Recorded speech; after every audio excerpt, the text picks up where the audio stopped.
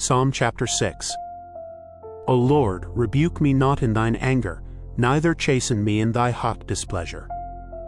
Have mercy upon me, O Lord, for I am weak. O Lord, heal me, for my bones are vexed. My soul is also sore vexed, but thou, O Lord, how long? Return, O Lord, deliver my soul. O save me for thy mercy's sake. For in death there is no remembrance of thee, in the grave who shall give thee thanks? I am weary with my groaning. All the night make I my bed to swim. I water my couch with my tears. Mine eye is consumed because of grief.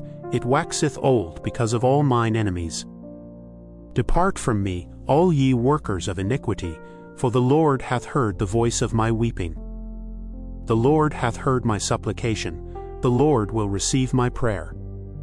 Let all mine enemies be ashamed and sore vexed. Let them return and be ashamed suddenly.